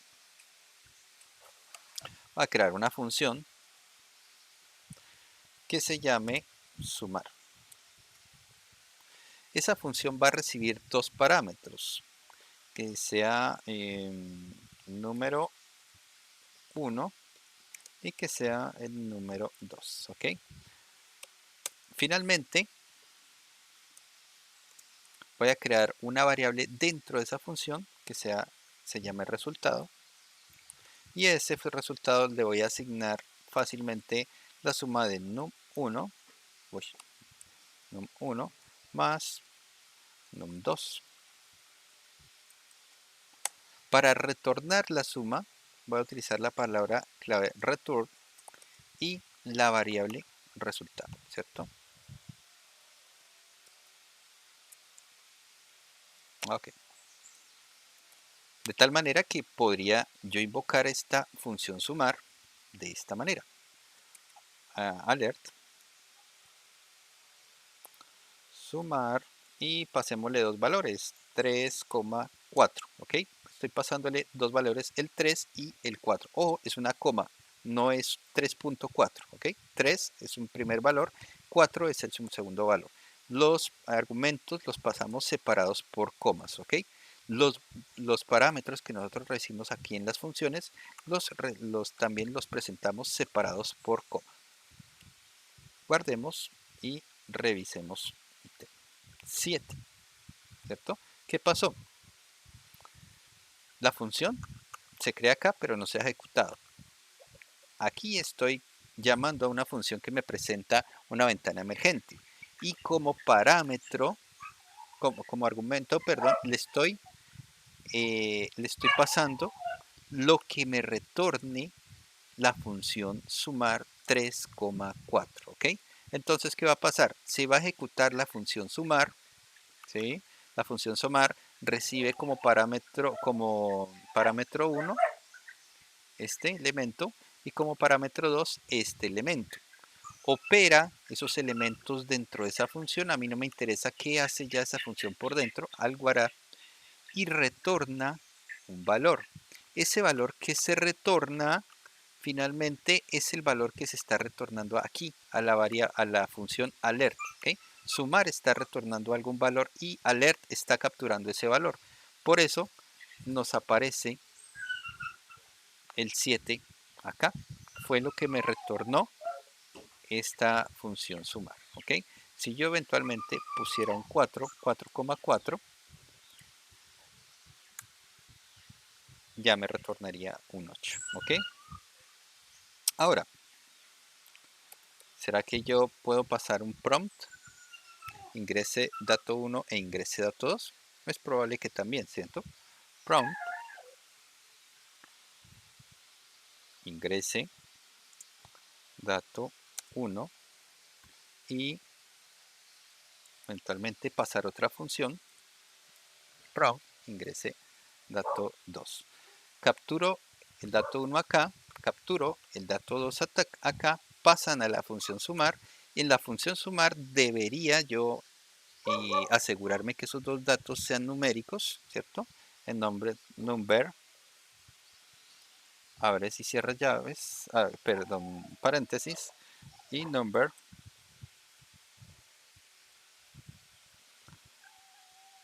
realizas la suma y retornas el resultado que finalmente lo va a retomar la función alert. ¿Ok? Probémoslo a ver. Ingrese dato 1, 23. Ingrese dato 2, 11. Valor 34. ¿Correcto? Entonces miren que es bastante flexible cómo podemos estar utilizando las funciones como no solo para realizar los cálculos, sino como fuentes de datos para nuevos cálculos o nuevas operaciones. ¿Okay? Aquí estoy usando una función para capturar un dato, aquí estoy usando otra función para capturar un dato. Aquí este es un primer dato capturado, coma, un segundo dato capturado que le estamos pasando a la función sumar.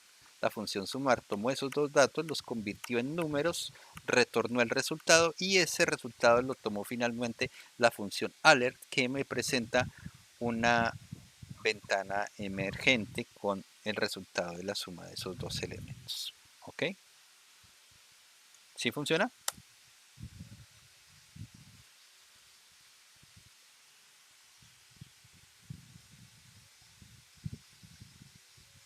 Ok, listo. Me avisan si se me van perdiendo, ¿ok? Entonces, miren que podemos fácilmente utilizar como argumentos de funciones otras funciones. Es muy útil en ese sentido. Bueno, vamos a hacer una cosa. Vamos a probar algunas funciones en particular. Yo voy a crear una función que se llame saludar. Función saludar. Esa función saludar va a recibirme un nombre. Entonces, pongámosle cliente, el nombre de un cliente. Y vamos a saludar a ese cliente. Llamemos alert, llamamos a la función alert y pasemos como parámetro hola, espacio, el signo más para concatenar una cadena. Ojo, aquí ya tengo una cadena, pues obviamente concateno con lo que tenga acá. ¿Listo? Y por aquí yo voy a crear ahora una variable que se llame nombre.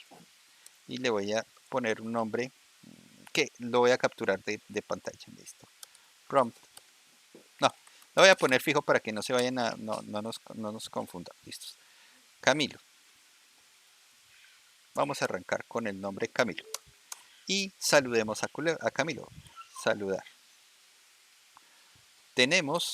Saludar está solicitando que le pase un parámetro. Entonces, como argumento, le voy a pasar la variable nombre.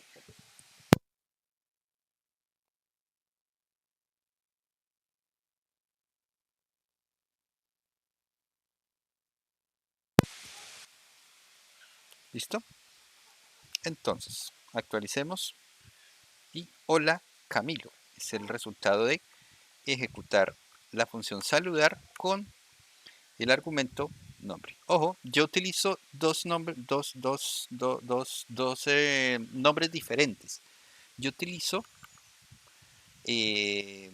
los valores que paso a la función cuando la invoco.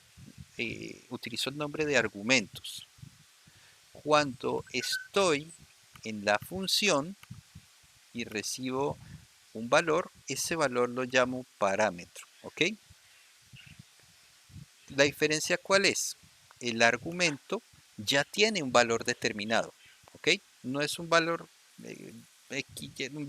un valor desconocido, es un valor que ya tengo determinado al momento de estar invocando la función. Bien sea que ese valor lo haya capturado por una ventana de prompt, bien sea que lo haya capturado de un formulario, de un campo de formulario, bien sea que lo haya capturado de algún elemento, algún tag, o de no sé, de cualquier lugar que hubiéramos podido obtener eventualmente ese dato. Pero aquí ya conozco el valor, o ya por lo menos tengo el valor almacenado en alguna variable y lo estoy pasando como argumento a la función. ¿Listo? Cuando yo estoy aquí en la definición de la función, no es un argumento lo que tengo. Aquí yo no sé qué me va a llegar. yo no sé cuál es el valor exacto que tengo dentro de este elemento que recibí en la función. Por tanto, ese elemento que nosotros no conocemos el valor, pero que eventualmente vamos a operarlo acá, ese elemento lo llamamos parámetro, ¿ok? Entonces, cuando estamos en la definición de función, el elemento que recibimos o los elementos que recibimos separados por comas son parámetros. Cuando nosotros estamos trabajando dentro del código y estamos invocando una función, lo que le estamos pasando son argumentos a esa función, ¿ok? Son dos términos diferentes, sin embargo, pues bueno, la mayoría de personas pues los usan de manera indistinta.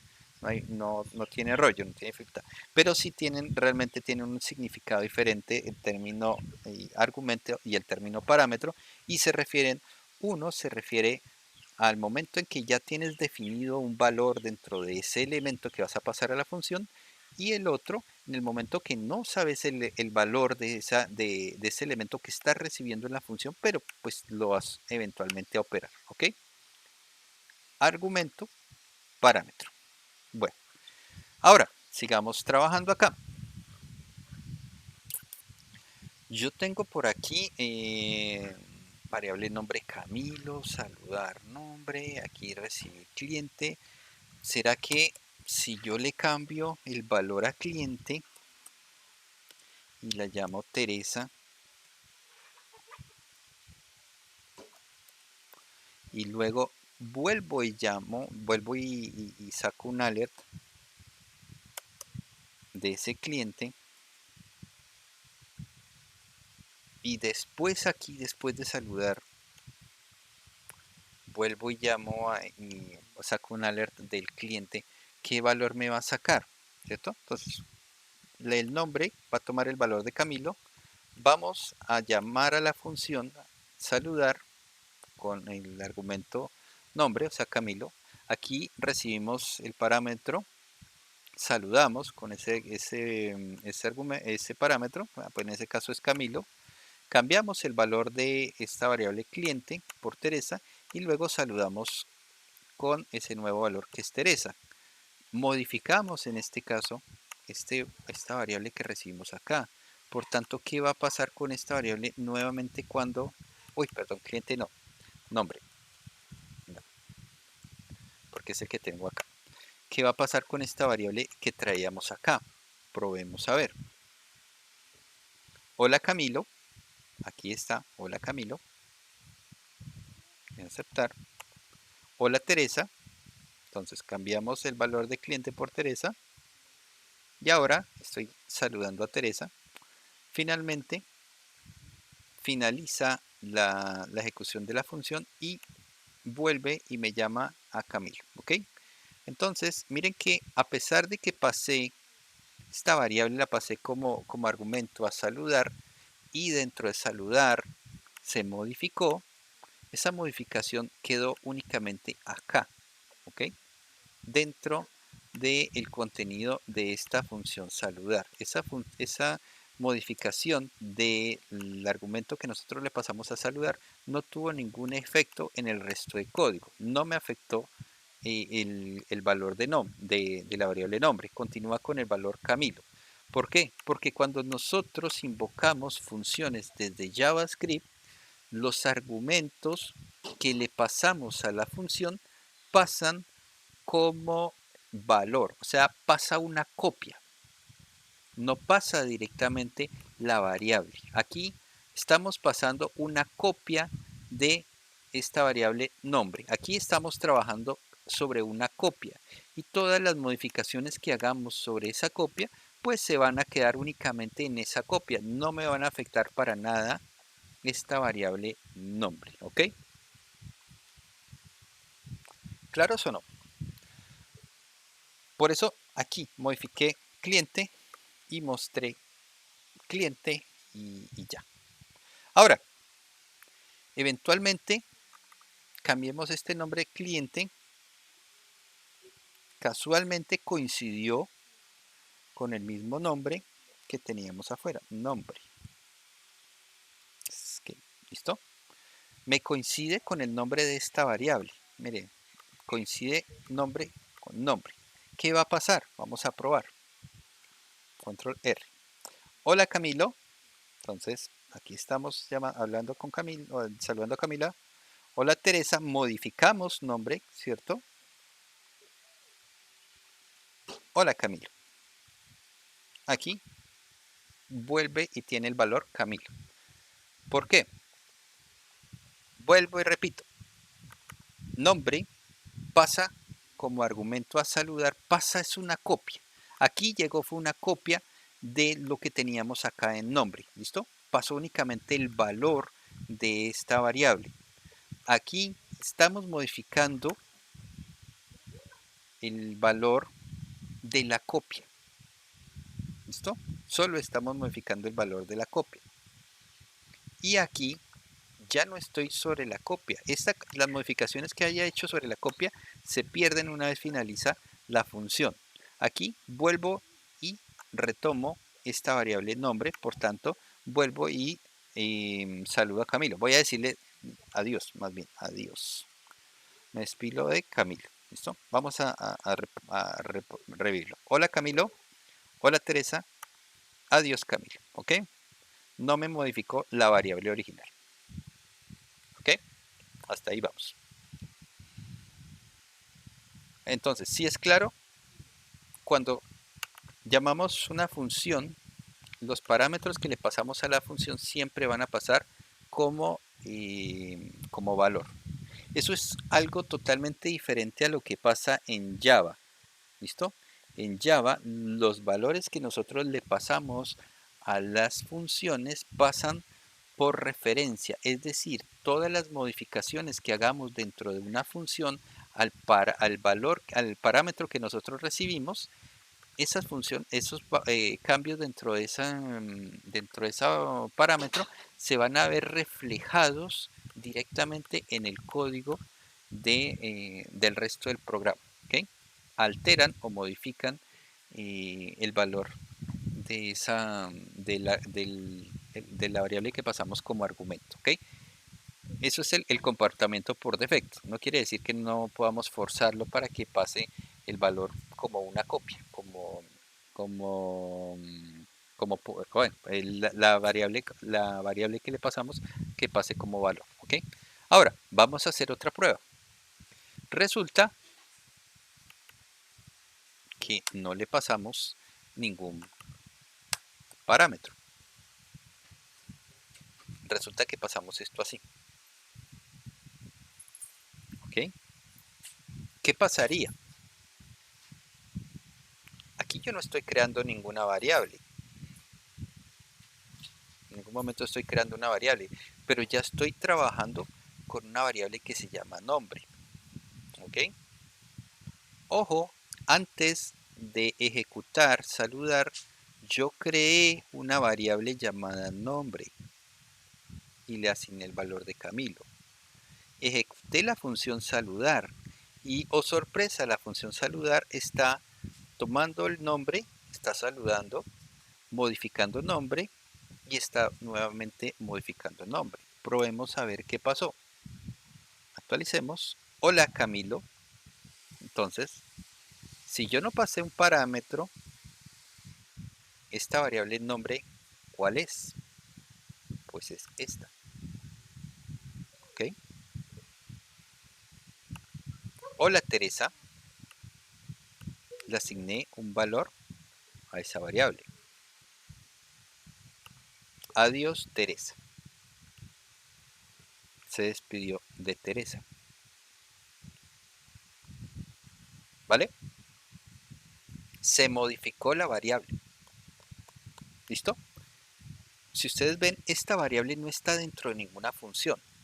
Ni está dentro de un onClick, ni está dentro de la creación de la función, no está dentro de un for, no está dentro de un while, está directamente dentro del programa principal o dentro del flujo principal de mi aplicación.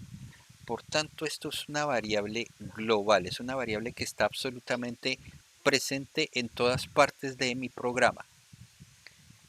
Y si está presente en todas partes del programa, quiere decir que aquí dentro de las funciones también está. Por eso pudimos acceder a ella. Pero ojo, no solo pudimos acceder a ella, pudimos modificarla también. Aquí la modificamos y esa modificación se ve reflejada acá, ya fuera de la función. La función me modificó el valor de esa función sin haber tenido que, perdón, el valor de esa variable sin haber tenido que retornar ningún valor. ¿Ok? Entonces mucho cuidado, estas variables globales pueden ser modificables eventualmente dentro de cualquier función.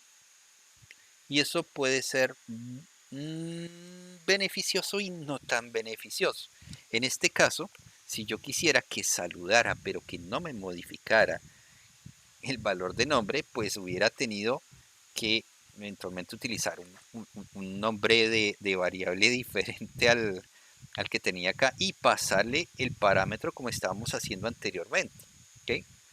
Que modifique una copia, pero no la variable original.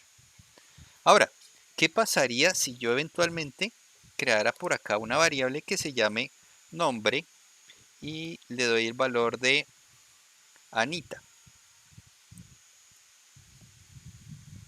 ¿Ok? Crea aquí una variable, coincidencialmente es la misma variable que estoy usando acá y también coincide con esta variable que está acá. Vamos a probar.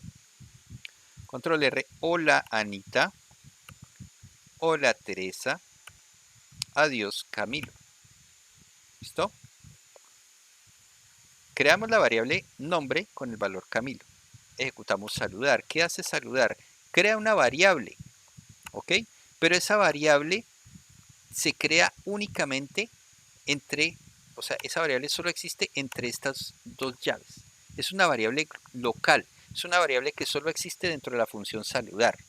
La variable nombre que está dentro de la función saludar, como coincide con la misma etiqueta, el mismo nombre que le pusimos a esta variable global que tenía el valor Camilo, pues esta variable va a solapar, no nos va a permitir acceder a la variable global nombre que tenía el valor Camilo. Esta variable global está por encima de esa variable. Por tanto, todas las modificaciones que hagamos sobre nombre, como en este caso, modificarle y darle el valor Teresa, esas modificaciones se quedan dentro de la función y de ahí no pasan. Está modificando la variable nombre, pero es esta variable local. ¿Ya? Trabajó con nombre, que era una variable local, y finalmente cuando finalizó la función, esas variables desaparecen, se eliminan, hay recolección de basura y queda solo esta variable nombre, que es la variable global. Por eso se está despidiendo de Camilo, a pesar de que aquí asignamos un valor a esta variable nombre. ¿Ok?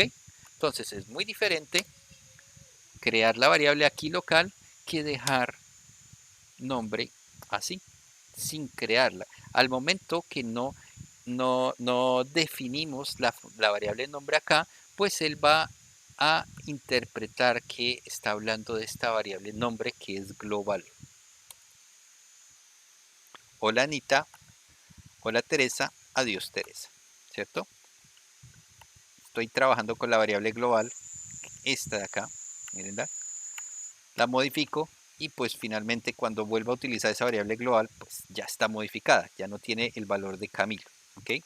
Mientras que si creo acá con let o con var la variable nombre, pues esta variable va a solapar, no va a permitir modificar esta variable global, solo se va a modificar la variable local hasta que finalice esta función y una vez finalice la función, todas estas variables creadas dentro de la función se eliminan y quedamos nuevamente con las variables que veníamos trabajando globalmente. Actualicemos. Hola Anita, hola Teresa, adiós Camilo. ¿Okay? ¿Preguntas hasta ahí?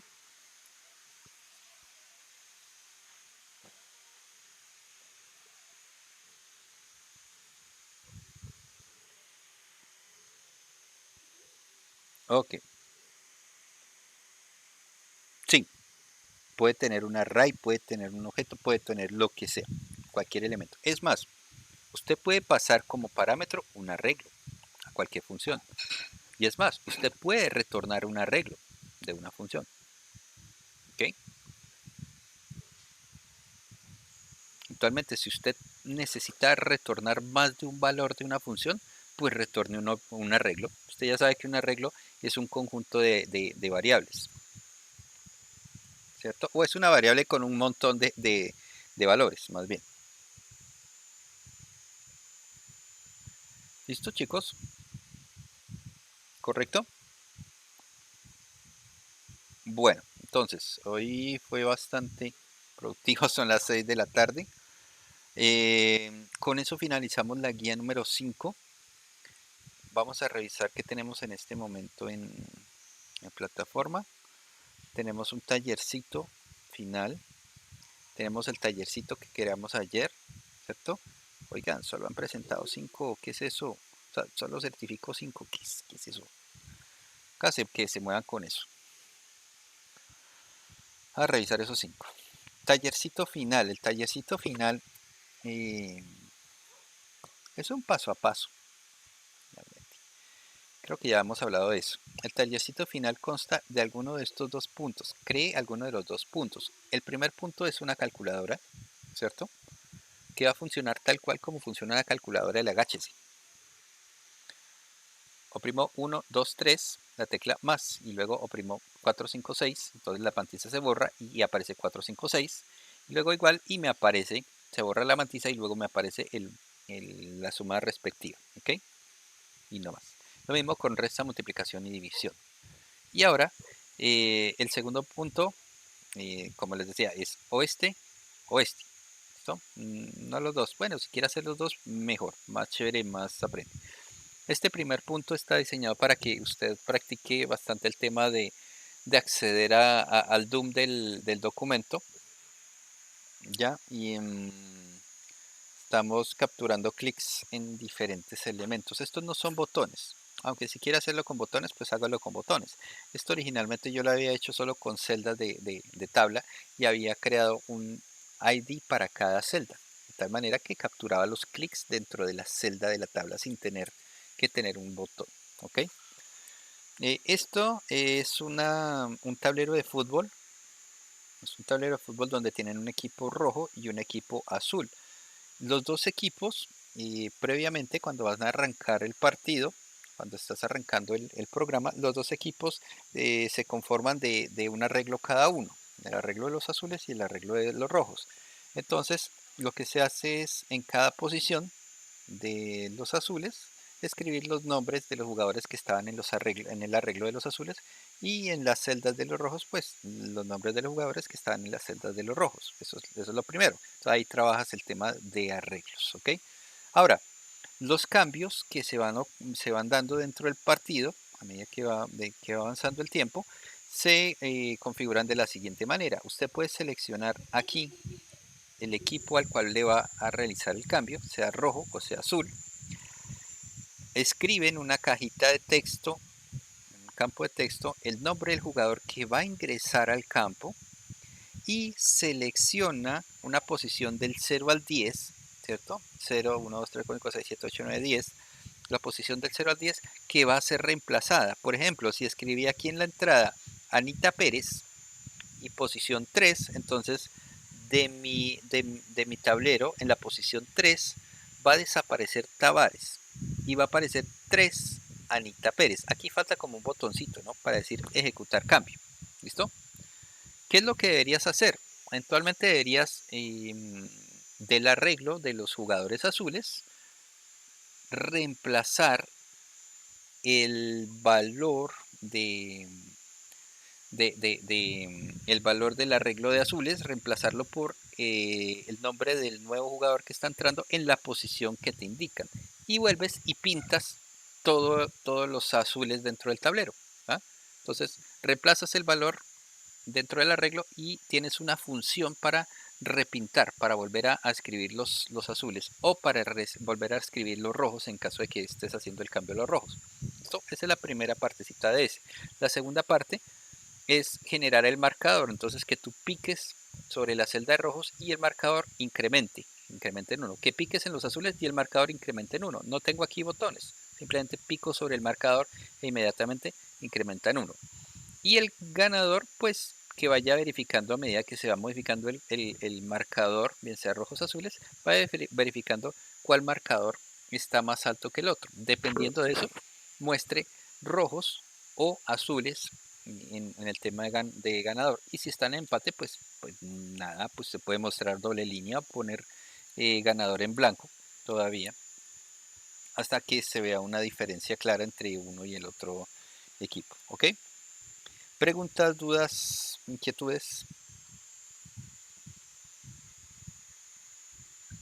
Ahora, si ustedes tienen dificultades de pronto con el tema, bien sea de calculadora o bien sea del tablero para fútbol, o los dos, si usted quiere realizar los dos, entonces pueden remitirse a YouTube.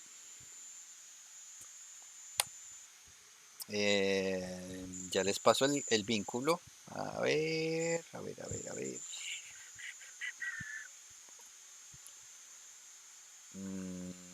Dentro de las listas de reproducción que tengo, hay una lista de reproducción que se llama HTML. Nada más es la única que se llama HTML. Las demás todas dicen HTML, CSS, HTML, JavaScript, etcétera, etcétera, etcétera, etcétera, etcétera. ¿Listo? Pero hay una que dice HTML. Dentro de esa lista HTML hay dos videos. Uno que se llama crear una calculadora usando HTML y JavaScript. Su nombre lo indica todo.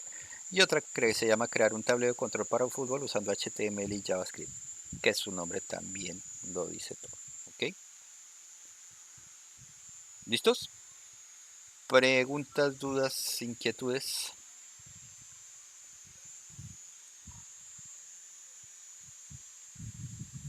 ¿O todos ok? Bueno, listo. Entonces eso sería todo por el día de hoy. Iba a decir que no entendí muy bien lo del tablero de fútbol, pero ahora sí. Ok, listo, listo, David. No hay rollo. Ok, listo, no hay rollo. Sí, de todos modos, si se sienten perdidos o algo, ahí están los videos para que revisen el tema. Realmente no es difícil. Es, eh, es de paciencia también, sí, porque los videos unos de 40 y otros de 50 minutos. Esos son larguitos.